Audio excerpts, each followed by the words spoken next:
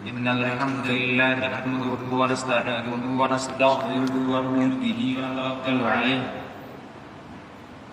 ونعوذ بالله من شرور أنفسنا ومن سيئات أعمالنا من يهده الله فلا مضل له ومن يضلل فلا هادي له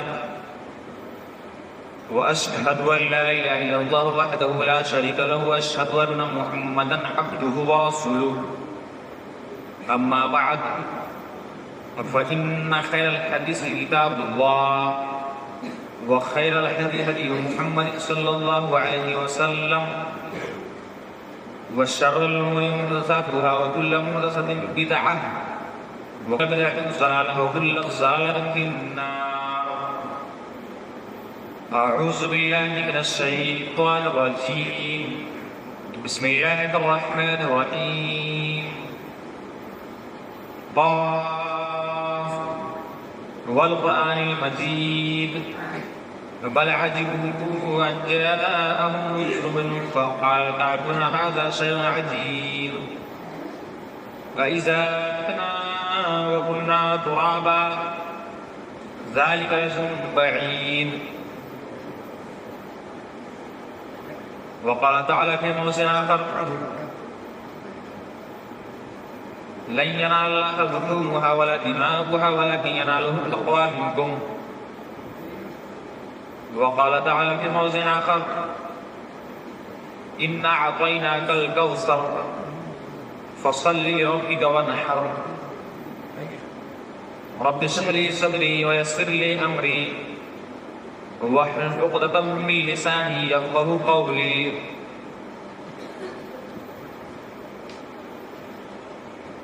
मोहतरम मुकर्रम हाज़िर जुमा, अल्लाह रब्बुल आलमीन ने हमारे ऊपर बेशुमार एहसानात किए हैं और बहुत सारी चीज़ों से नवाजा है, बहुत सारी नेमतों अता की है।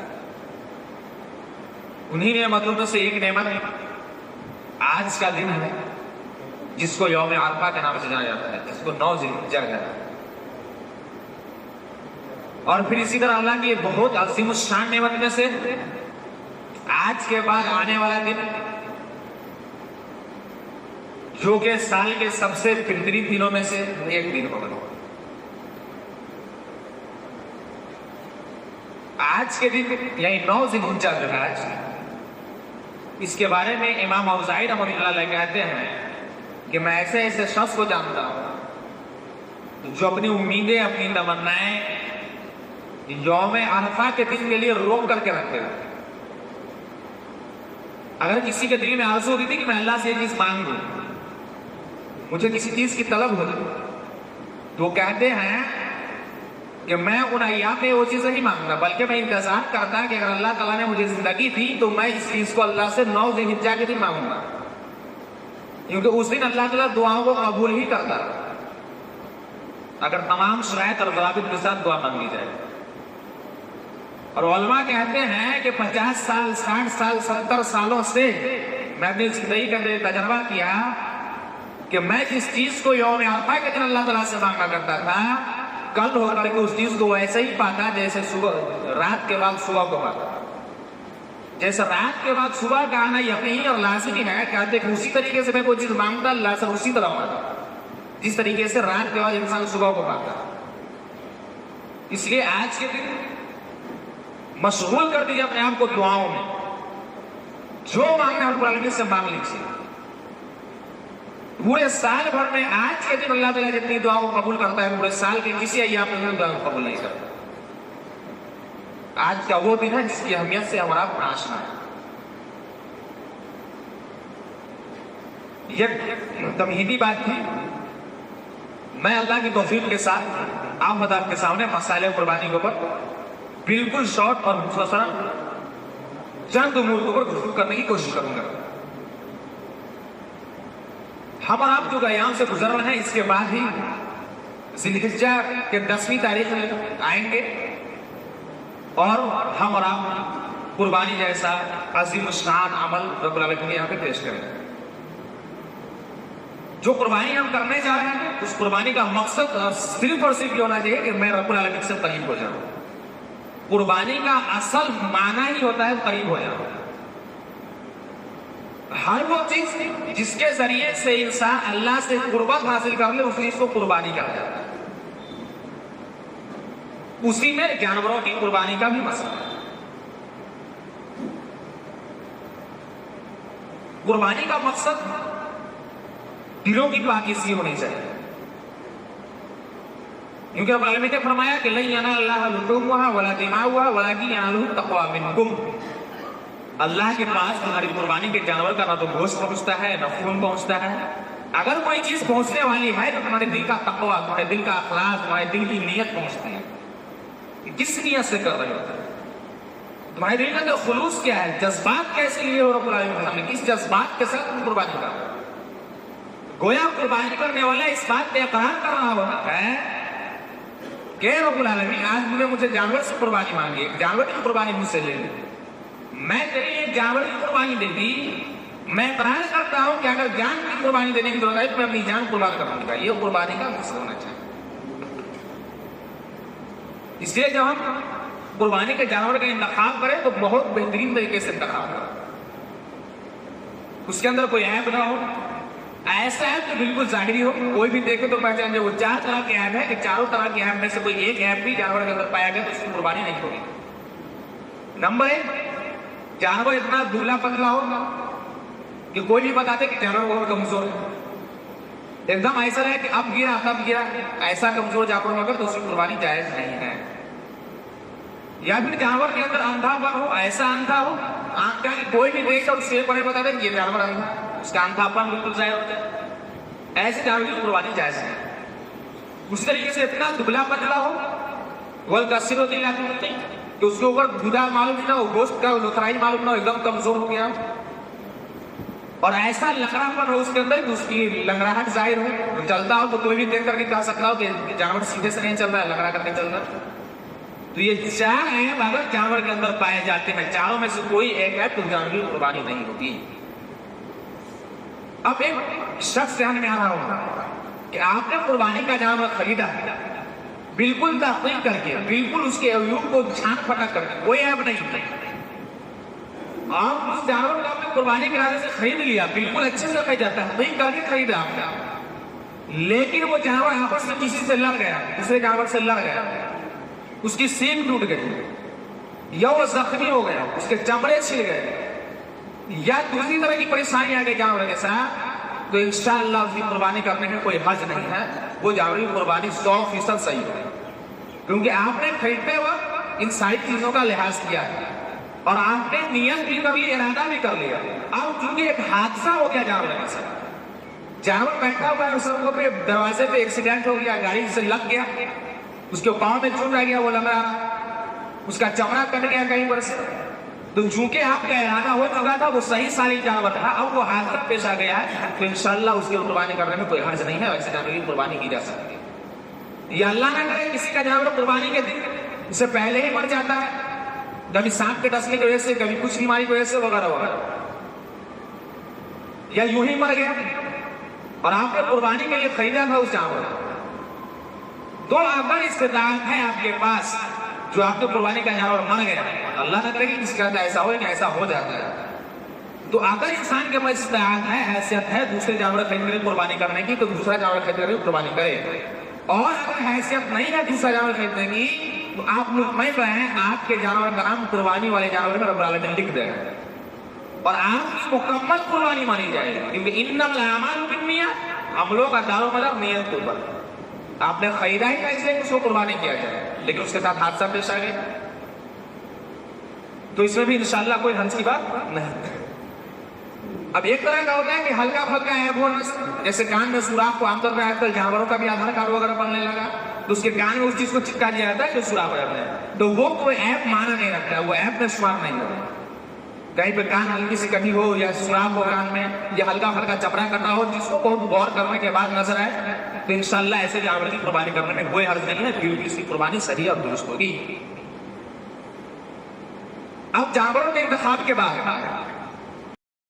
मरहला आता है कुर्बानी करने का।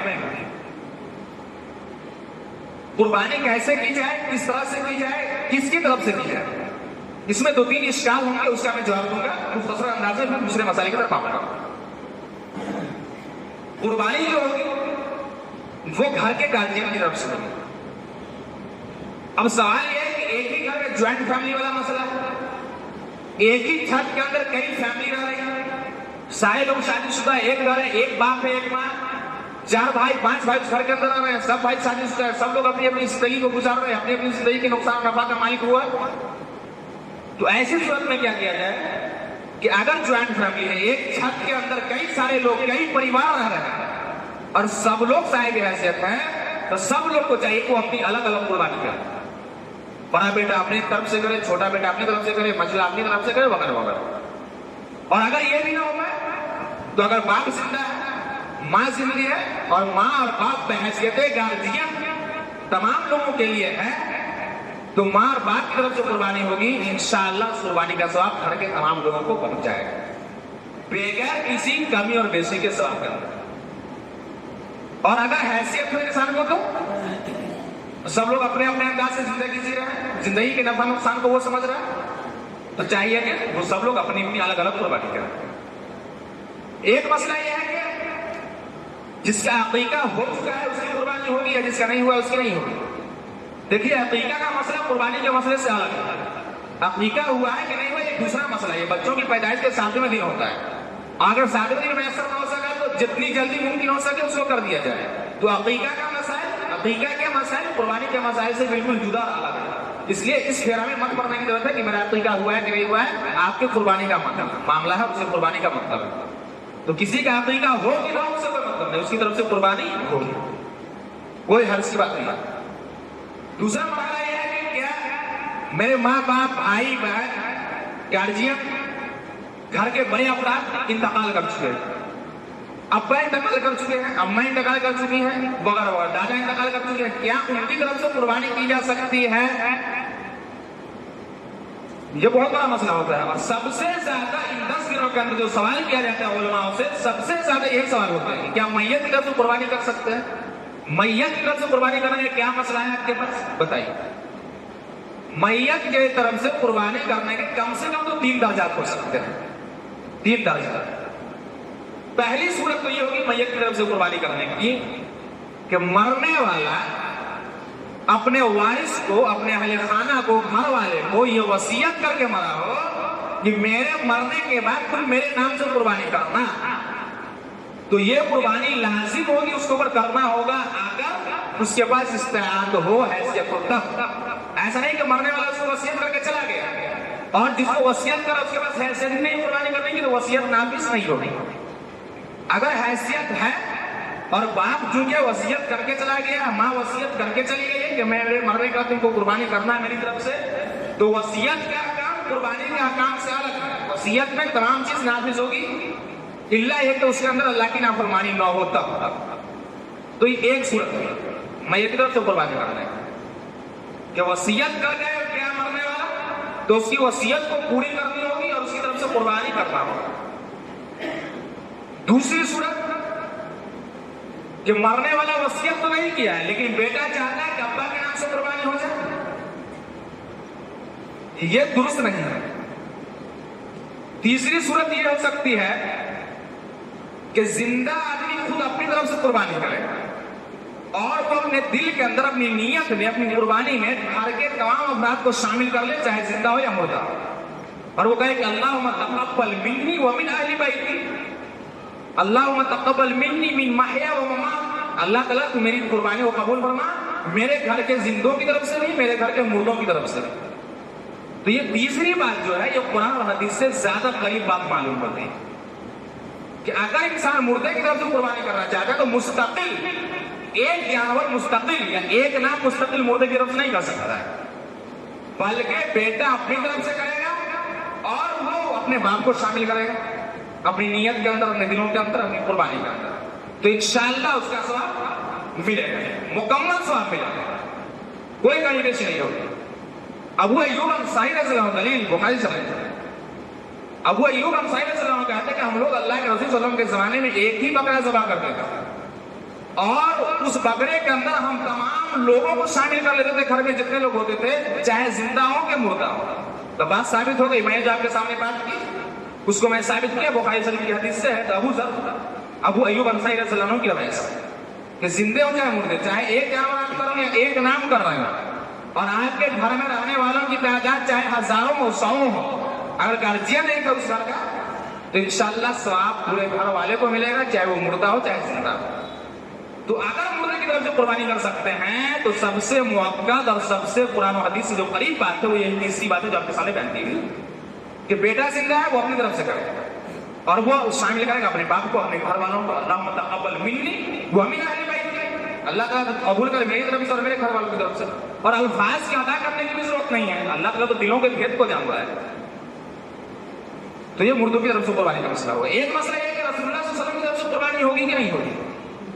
आमतौर पे लोग 2 बकरा ज़बह करते हैं और मकसद ये होता है कि एक अपनी तरफ से, मोहम्मद रसूलुल्लाह सल्लल्लाहु अलैहि वसल्लम की तरफ से, या फिर गाँव मोहल्ले में ये रिवाज है कि पहली बार हमारे यहाँ कुर्बानी हो रही है तो पहली कुर्बानी रसूलुल्लाह सल्लल्लाहु अलैहि वसल्लम के नाम के। इसका ये किस हद तक जा सकता है माना, यह कुरान और हदीस के बिल्कुल खिलाफ था, क्योंकि रसूलुल्लाह सल्लल्लाहु अलैहि वसल्लम भी मुर्दे में शामिल होंगे और आपको बताया गया कि मैयत की तरफ से कोई खास कुर्बानी नहीं। दूसरी बात, वो लोग दलील देते हैं रसूलुल्लाह सल्लल्लाहु अलैहि वसल्लम की तरफ से कुर्बानी करने की कि अल्लाह के रसूल सल्लल्लाहु अलैहि वसल्लम ने 2 जानवर ज़बह किया, एक जानवर अपनी तरफ से ज़बह किया और दूसरी जानवर अपनी उम्मत की तरफ से ज़बह किया, दूसरा जानवर, और कहा कि अल्लाहुम्मा तक़ब्बल मिन्नी व मिन उम्मती, अल्लाह ताला तू मेरे लिए कबूल फरमा इस कुर्बानी और मेरी उम्मत के लिए कबूल फरमा। तो ज़हन में ये बात नहीं चाहिए कि ये खुसूसियत सिर्फ एक नबी की हो सकती है, उम्मती की नहीं हो सकती। नबी उम्मत की तरफ से कर सकता है, लेकिन आपको मालूम है कि अल्लाह के रसूल सल्लल्लाहु अलैहि वसल्लम के अगले और पिछले तमाम गुनाह माफ कर दिए गए हैं और आज और सवाब के ज्यादा हकदार हम हैं, हमें अपने गुनाहों के माफी की ज्यादा जरूरत है, लिहाजा रसूलुल्लाह सल्लल्लाहु अलैहि वसल्लम की तरफ से कुर्बानी नहीं की जा सकती है। एक और उसूल ध्यान में रखिए, अल्लाह के रसूल सल्लल्लाहु अलैहि वसल्लम कि मन दल्ला अला खैर फहुवा अजरुहु मिस्लु फाइल, जो आदमी किसी इंसान को किसी नेक बात की ताकीद करता है, नेकी की तरफ बुलाता है और वो नेकी कर लेता है, तो नेकी करने वाले को उतना ही स्वाब मिलता है जितना नेकी की तरफ बुलाने वाले को स्वाब मिलता है। अब आप ज़हन में तसव्वुर कीजिए कि पूरी दुनिया के कितने मुसलमान होंगे, हर मुसलमान कुर्बानी करता होगा इल्ला माशाअल्लाह, कुछ ऐसे होंगे जो वहां करते होंगे, और हर एक मामले में अल्लाह के रसूल सल्लल्लाहु अलैहि वसल्लम ने रहनुमाई की है कि नहीं की, कुर्बानी के मसले ही में से हर मसले में। तो हदीस तो है कि जिसने किसी अच्छाई की तरफ किसी को बुलाया तो अच्छाई करने वाले को भी सवाब मिलेगा जितना अच्छाई की तरफ बुलाने वाले को मिलेगा। तो हम जो कुर्बानी कर रहे हैं उस कुर्बानी का मुकम्मल सवाब अल्लाह के रसूल को तो पहुंच रहा है, मुकम्मल सवाब पहुंच रहा है, क्योंकि हर भलाई की तरफ अल्लाह के रसूल ने हमें रहनुमाई की है। तो हम जो कुर्बानी करें तो अल्लाह के रसूल की सुन्नत के मुताबिक कर रहे हैं ना, तो हमारी कुर्बानी का मुकम्मल सवाब अल्लाह के रसूल को मिल ही रहा है, तो फिर हम अलग से अल्लाह के रसूल के लिए कुर्बानी क्यों करें? क्योंकि कुर्बानी के ज्यादा हकदार हम हैं, गुनाहों की माफी के ज्यादा हकदार हम हैं, अल्लाह की रहमत के ज्यादा हकदार हम हैं, और अल्लाह के रसूल को ऑटोमेटिक जितने लोग कुर्बानी करेंगे सबका सवाब मिलता रहेगा। तो बात तो हो गई दोनों तरफ से कि अल्लाह के रसूल को सवाब मिल ही रहा है और सवाब के ज्यादा हकदार हम हैं। तो ये बात समझना है, इंसान ज़बह करेगा तो जानवर अपनी तरफ से करेगा। अब एक मसला ये होता है कि माँ भी जिंदा है, बाप भी जिंदा है, लेकिन उनके यहाँ मसला होता है कि बउआ की तरफ से कर दीजिए, बाहर में बड़े बेटे की तरफ से, छोटे नहीं। अगर आपका इख्तियार घर में है, सारा मामला आप देख रहे हैं, तो कुर्बानी भी आपको अपनी तरफ से करनी होगी। अगर बेटा साहिब हैसियत है, साहिब इस्तिताअत है, तो वो चाहे तो वो भी कर सकता है अपनी तरफ से। फस्तबिकुल खैरात, नेकियों में सबकत करो, नेकियों में लोगों से मुकाबला करो। या फिर एक घर में 10 आदमी है मान लीजिए और आप बहुत साहिब हैसियत है, किसी तरह की कोई कमी नहीं है, आप चाहिए तो 10 कुर्बानी पेश कीजिए अल्लाह के सामने। किसी घर में 20 आदमी, 20 साहिब इस्तिताअत है, साहिब हैसियत है, 20 अपनी तरफ से अलग अलग कुर्बानी कर सकता है। आप अल्लाह के रास्ते में 20 कुर्बानियां अदा कीजिए, नेकियों में बढ़ते रहिए, सबकत करते रहिए। और अगर किसी के पास एक ही जानवर की ताकत है तो क्या करेगा, वो एक ही जानवर करेगा और अपने दिल के अंदर तमाम घर वालों को शामिल करेगा, इंशाअल्लाह उसमें जिंदे मुर्दे तमाम लोग शामिल हो जाएंगे। एक और मसला है कुर्बानी के जाना में अकीका का। आमतौर पे बड़े जानवर में 7 नाम होता है, 7 हिस्से होते हैं। उससे कुछ लोग अकीका को भी निकाल देते हैं। ये कोई क्रिकेट का ग्राउंड नहीं है और कोई फुटबॉल का मैदान नहीं है कि दाएं बाएं मार करके गोल बना दिया जाए। ये दीन इस्लाम है, ये शरीयत है। उल्टा पुल्टा शॉट खेल करके गेंद को बाउंड्री तक पहुंचाना नहीं है, ये दीन है। हर चीज को उसूल के मुताबिक तोला जाए। कहां अकीका का मसला और कहां कुर्बानी का मसला, और उसको आप सेट कर रहे हैं, उसी में कुर्बानी भी कर देना, ये बिल्कुल जायज नहीं है। हाँ, किसी मौलवी की किताब में हो सकती है ये बात, किसी मसलब में ये बात हो सकती है, इनकार नहीं है, लेकिन अल्लाह के रसूल सल्लल्लाहु अलैहि वसल्लम की शरीयत में ये बात नहीं है, एकदम कन्फर्म है। कोई मौलवी कर सकता है तो कुर्बानी के जानवर में अकीका कर सकते हैं। किसी मौलवी की किताब में आपको मिल जाएगी कुर्बानी के जानवर में अकीका है, लेकिन अल्लाह के रसूल की किताब में हदीस में नहीं मिलेगा। और हमें हुक्म यह है कि हम अल्लाह उसके रसूल की बात माने, बाकी मौलवी की बात माने। तो कुर्बानी के जानवर में अकीका नहीं है। पहली बात तो बड़े जानवर में तो अकीका है ही नहीं, आम दिन में भी नहीं है। बड़े जानवर में तो अकीका ही नहीं है, छोटे जानवर में अकीका है। देखो ये गलत है, गलत के ऊपर प्लस में गलत कर रहे हैं, तो कुर्बानी में लोग शामिल करते हैं। तो बड़े जानवर में भी है अकीका नहीं है, छोटे जानवर में अकीका है। इस चीज का खास ख्याल रखा जाए। कोई भी है आपके ईमान को लूट करके चला जाए, आपको गुमराह कर दे, आपकी कोई फिक्र ना हो आपको कि हमारा कोई ईमान लूट करके चला जा रहा है, कोई बेवकूफ बना करके चला जा रहा है। रसीद काट दिया 500 का, चला गया, ठीक है, अकीका हो जाएगी, कुर्बानी के साथ साथ हो जाएगी। आप घूम रहे हैं कि सस्ते में काम निकल गया। इन सारी चीजों का बहुत छान फटक करके ख्याल कीजिए। इस तरह से एक मसला आता है, कुर्बानी के जानवर को ज़बह करते वक्त छुरी के इस्तेमाल करते हैं। ये अजीब किस्म की जिहालत हमारे समाज के अंदर है कि लोगों के ख्याल में ये बैठ गई है बात कि छुरी के अंदर कम से कम 3 खील होना चाहिए, 3 सुराख होना चाहिए, 3 काटियां आना चाहिए। ला हौला वला कुव्वता इल्ला बिल्लाह, ला हौला वला कुव्वता इल्ला बिल्लाह। कहां से ख्याल आ गया? तो गैर मुस्लिम मजाक उड़ाता है, इतनी जो छुरी बनाता है, देखते हैं कि 1 से 2 कांटे उसमें ठोकाएगा, वो जबरदस्ती 3 कांटे ठोकता है उसका। क्यों भाई? तो कुर्बानी वाला छुरी है ना, उसकी 3 धार लगता है, 3 खील लगता है। ये सूरत आप पेश कर रहे हैं मुस्लिमों के सामने इस्लाम में। छुरी में कितने खील हो, कितनी कांटी लग रही हो, कितना सुराख हो, इससे कोई बात नहीं है। अल्लाह के रसूल ने फरमाया कि इन्नल्लाह कतबल इहसान अला कुल्ली शै, अल्लाह ने एहसान करना हर चीज के साथ फर्ज कर दिया। फैजा ज़बह, तो जब तुम ज़बह करो तो फासिलु ज़िबह, अच्छे अंदाज में ज़बह करो। अच्छा अंदाज में ज़बह करने का मतलब वल युहिद शुफ़रतहु, अपनी छुरी को बहुत तेज करो। वल युरिह ज़बीहतहु, अपने जानवर को आराम पहुंचाओ। बस यही कुर्बानी को, जानवर को ज़बह करने के लिए सिर्फ एक शर्त है, वो ये कि छुरी बहुत ज्यादा तेज होनी चाहिए। बस छुरी मोटी हो, पतली हो, उसमें धार हो पकड़ने के लिए कि नहीं हो, उसमें कितना खील आता हो नहीं आता हो, ये सब बकवास की बात है, जिहालत है। कहां से बात चली जाती है, समझ में नहीं आती है। तो इस चीज को ध्यान से निकालिए। छुरी में पेंट लगा हो कि नहीं लगा हो, कपड़ा उसे पकड़ के किया जाए कि नहीं किया जाए, वो जवा करने वाला अपने हिसाब से समझे। तो ये बहुत बड़ी जहालत का शिकार है हमारा सब, बहुत बड़ी जहालत का शिकार है। और बहुत पढ़े लिखे लोगों की तरफ से इस तरह के नज़ारे देखने को मिले। अल्लाह ताला हमें भी हिदायत दे और कौन लोगों को भी हिदायत दे। छुरी का सिर्फ तेज होना चाहिए। और जब जानवर को ज़बह करें तो अगर 2 जानवर है आपके पास, 3 जानवर है, तो एक जानवर के सामने दूसरे जानवर को ज़बह ना करें। इस्लाम इसके सब खिलाफ है। या फिर आप जानवर के सामने छुरी तेज नहीं कर सकते हैं, आप उसको खौफ मुबतला नहीं कर सकते हैं। जानवर की नजर से छुपा करके छुरी को तेज कीजिए।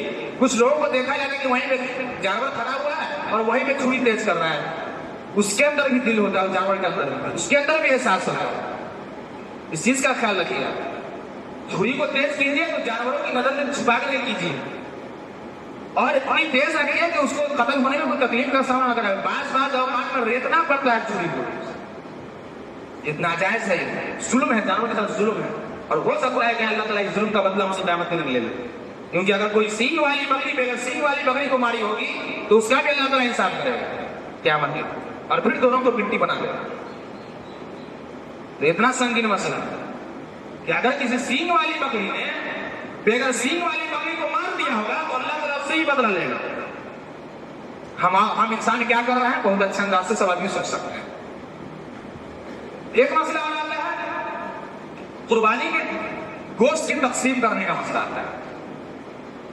बात यह है कि 3 भागों में 3 भाग किया जाए कुर्बानी का, इसको बराबर। एक भाग गरीब मिस्कीन में, दूसरा अपने लिए, तीसरा अपने रिश्तेदारों के लिए। लेकिन एक उसूल यहां पे ध्यान में रखना होगा, ये बात अमल के लायक है, काबिल अमल है, लेकिन जरूरी नहीं।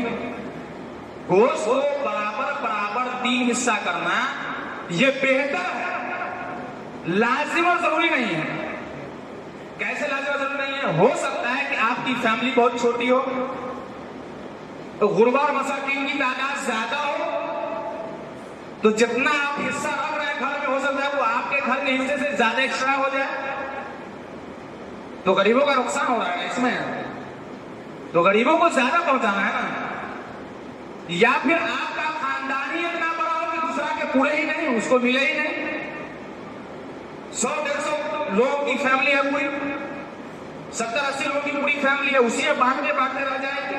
तो गोश्त को 2 हिस्सों में तकसीम कीजिए, एक हिस्सा अपने घर, एक हिस्सा अपने रिश्तेदारों में बांट दीजिए। या फिर कोई गुरबा मसाकिन है ही नहीं गांव में, 2-4 आदमी है, उसको दे दिए मुनासिब अंदाज से। मुनासिब अंदाज है, मुनासिब का माना आप लोग अच्छे से समझ सकते हैं, मुझे बताने की जरूरत नहीं है। एक मुनासिब अंदाज से आप दे दीजिए, क्योंकि गरीबों की तादाद से कम है, 2-4 घर 5 घर होंगे ऐसे लोग। किसी भी बस्ती के अंदर अगर ऐसा हो तब तो आप उनका हिस्सा दे दीजिए, बाकी जो लोग अपने पास रखें। तो हालात और सिचुएशन के हिसाब से गोश्त की तकसीम होगी। अलबत्ता ये बात ज्यादा बेहतर है कि गोश्त को बराबर बराबर 3 हिस्सों में तकसीम किया जाए और तीनों का हिस्सा अलग अलग बांटा जाए, ये बेहतर है। लेकिन हालात के हिसाब से जो आपको बताया गया, उस हिसाब से आप गोश्त की तकसीम करें। एक मसला और आता है कुर्बानी के मुतालिक कि जब इंसान नमाज पढ़ने के लिए जाए बकरीद में, तो चाहिए कि बेगर कुछ खाए पिए हुए जाए। ये बेहतर है, ये जरूरी ही नहीं है। बेहतर है कि इंसान बेगर कुछ खाए पिए हुए ईदगाह की तरफ जाए। कब? ईद उल अज़हा में, बकरीद की नमाज में। क्योंकि अल्लाह के रसूल सल्लल्लाहु अलैहि वसल्लम का तरीका था कि नबी सल्लल्लाहु अलैहि वसल्लम ईद की नमाज में जब तक कुछ खा नहीं लेते थे, घर से नहीं निकलते थे ईदगाह के लिए, और बकरीद की नमाज में जब ईदगाह से लौटते थे तब खाते थे। लेकिन कोई बीमार हो, शुगर पेशेंट हो, गैस वाला पेशेंट हो, कमजोर हो, उसको भूख पे कंट्रोल नहीं हो, डॉक्टर ने बता दिया कि आप खाते रहें, ऐसा लगता है कि हम परेशानी में पड़ जाएंगे, तो घर से लाजमी तौर पे कुछ ना कुछ खा करके जाएंगे, क्योंकि सेहत का ख्याल रखना है ना। बोला तुलको बेआईदी को मिलता का, अपने आप को हलाकत में नहीं डालेगा, अपने आप को हलाकत में नहीं डालेगा। लेकिन जो आदमी सेहतमंद है, उसको कोई प्रॉब्लम नहीं है, नमाज के बाद ही आकर के वो खाएगा, कोई हद नहीं है उसके सेहत के ऊपर, तो उसको चाहिए हर आदमी के वो बेगर कुछ खाए पिए ही कर सकता है। लेकिन कोई बीमार हो तो उसको चाहिए को कुछ खा पी करके ही निकले। जब ईदगाह से वापस आए तो बेहतर ये है कि कुर्बानी के जानवर के गोश्त से ही वो खाना पीना शुरू करें। ये बेहतर है, जरूरी नहीं है। अगर कोई आदमी बीमार हो, कंट्रोल नहीं हो, यहाँ से तो किया, बर्दाश्त हो गया, आ रहा है, उसको चाहिए पानी पीना, कुछ हल्का फल्का खाने की जरूरत है तो खा सकता है। लेकिन बेहतर ये है और अफजल ये है कि इंसान जब ईदगाह से आए तो अपने कुर्बानी के जानवर के गोश्त से ही खाए। इस तरीके से इन दिनों के अंदर ज्यादा से ज्यादा खुशियां भी मनाई जाए। खुशी मनाने का मतलब नहीं कि नाच भी किया जाए, चेहरे में खुशी का इजहार होना चाहिए। खुशी मनाने का मतलब यह है कि दिलों को साफ कर लीजिए मीना कपट से, बुग़्ज़ से। ये कुर्बानी करने जा रहे हैं आप, सबसे बड़ी कुर्बानी आपको अपने अना की कुर्बानी देनी होगी, अपने गुरूर और घमंड की कुर्बानी देनी होगी, तब तो जो अगला कुर्बानी का मरहला है अल्लाह के यहाँ काबिल कबूल हो सके। हफ्ते में हर दिन, हर हफ्ते 2 दिन, हफ्ता में 2 दिन, सोमवार के दिन, जुमरात के दिन अल्लाह ताला के यहाँ अमाल पेश किए जाते हैं, तमाम बंदों के अमाल पेश किए जाते हैं। हर हफ्ते में 2 दिन, कब? सोमवार के दिन और जुमरात के दिन। इसलिए अल्लाह के रसूल ने फरमाया कि मैं पसंद करता हूँ सोमवार और जुमरात के दिन का रोजा रखना, क्योंकि मेरे अमाल अल्लाह के यहाँ पहुंचे तो मैं रोजे की याद करूँ। लेकिन तो ये जो 2 दिन जो अमाल पहुंचता है हफ्ते में से, सोमवार के दिन और जुमरात के दिन, उस दिन अल्लाह ताला तमाम मोमिन बंदे को माफ कर देता है, सिवाय उसके जो शिर्क करने वाला हो उसको माफ नहीं करता है, और उस मोमिन बंदा को, उस मुसलमान बंदा को भी माफ नहीं करता है जिस मुसलमान का दूसरे मुसलमान के साथ बातचीत बंद रहता है। अब देखिए गौर कीजिए इसके अंदर, हर हफ्ते जगह 2 दिन नमाज पेश होता है, सोमवार को और जुमरात को। उसमें हर मुसलमान की माफी कर दी जाती है, उसके गुनाहों को माफ कर दिया जाता है। मगर 2 मुसलमान कहलाने वाले ऐसे होते हैं जिसको माफ नहीं किया जाता। एक तो वो कि मुसलमान कहला रहे हैं और वो शिर्क कर रहे हैं, मज़ारों पे जा रहे हैं, ताबीज़ वगैरह का सहारा ले रहे हैं, ये इसको माफ कभी नहीं करता है। और दूसरा, उस मुसलमान बंदे को अल्लाह माफ नहीं करता है जिस मुसलमान के अंदर आपस में 2 लोगों के दरमियान बातचीत का सिलसिला बना। और कहा जाता अंज़िलू हाज़ैनी हत्ता यस्तलिहा, इन दोनों के मामले को छोड़ दो ऐसे ही, जब तक ये दोनों सुलह ना कर लें, जब तक ये दोनों समझौता ना कर लें, तब तक इसके अमाल की तरफ देखा भी नहीं जा सकता। तो हम कुर्बानी करने जा रहे हैं, कुर्बानी करने जा रहे हैं, तो कुर्बानी करने के लिए सबसे पहले अपने आना की कुर्बानी दीजिए, अपने गुरूर और घमंड की कुर्बानी दीजिए। आप जो गलतियां हो गई है उसको गौर कीजिए कि मेरी ये गलती थी, इस चीज को समझिए, तब कुर्बानी का मकसद समझ में आएगा कि हाँ वाकई कुर्बानी करें। क्योंकि अल्लाह के उसने फरमाया इन्नल्लाह ला यंज़ुरु इला सुवरिकुम व अम्वालिकुम वलाकिन यंज़ुरु इला कुलूबिकुम व अमालिकुम। अल्लाह ताला तुम्हारी शक्लों को नहीं देखता है कि तुम कैसे हो, तुम्हारी दौलत को नहीं देखता है कि तुम कितना महंगा जानवर की कुर्बानी कर रहे हो, तुम कितने जानवरों को कुर्बान करो, ये नहीं देखता है। वलाकिन यंज़ुरु इला कुलूबिकुम, देखता है तो तुम्हारे दिलों को देखता है, वामालिकुम, तुम्हारे अमल को देखता है कि दिल से कैसे कर रहे हो, उसका मकसद क्या करने का, और अमल कर रहे हो तो क्या कर रहे हो। तो कुर्बानी करने से पहले अपने दिल के बुग़्ज़ को, कीना को, अदावत को कुर्बान करना चाहिए, तब आपकी कुर्बानी का असर आपके जिंदगी पे आएगा। कुर्बानी के मरहले में एक मरहला यह भी आता है कि जानवर दका हुआ होना चाहिए। गैर दाता हुए जानवर की कुर्बानी जायज नहीं है। हाँ, अगर भेड़ हो तो वो अगर 7-8 महीने का भी और वो दका हुआ नहीं हो तो उस भेड़ की कुर्बानी हो सकती है, अगर देखने में ठीक ठाक लग रहा हो। क्योंकि भेड़ के साथ ये था दुम्बा वगैरह जिसको कह लीजिए, अलग अलग गाँव में लोग अलग अलग नाम से उसको जानते हैं। तो अगर भेड़ हो, दुम्बा जिसको कहते हैं, वो अगर दका नहीं हो और साल भर का भी नहीं हुआ हो और वो लग रहा हो कि सेहतमंद है, तो उसकी कुर्बानी हो सकती है। इसके अलावा आप जिन जगह कुर्बानी करते हैं, गाय, ऊंट या बकरा, इसका सब दोनों जोड़ा मिलेंगे, मुन्नस और मुसक्कर दोनों। तो आज किसी के जानवर हो जाते हैं भेड़ और दुम्बा को लेकर, तो ये दाता हुआ ही होना चाहिए, गैर दाता हुआ जानवर नहीं होना चाहिए। आमतौर पे जो होता है खस्सी, बकरी वगैरह, ये 1 साल के अंदर दक जाती है। ये भी होता है कि इन्वायरमेंट क्या होता है, वातावरण क्या होता है, इलाके के वातावरण के हिसाब से जानवर दकता है। दकने का ये मतलब नहीं उसको दांत टूट जाए, नहीं, दूध वाला दांत टूट करके वो दूसरा दांत वहां पे जम जाए, ये होता है दकने का मतलब। लेकिन एक आम बात ये भी है कि आप मार्केट में गए, आपके साथ धोखा हो गया, जानवर खरीदने गए, जानवर बेचने वाले ने आपको धोखा दे दिया, ये कहा कि ये दका हुआ है, आपको नॉलेज नहीं था, खरीद लिए। तो ऐसी सूरत में क्या किया जाएगा? बाद में मालूम चला कि तो दका हुआ नहीं।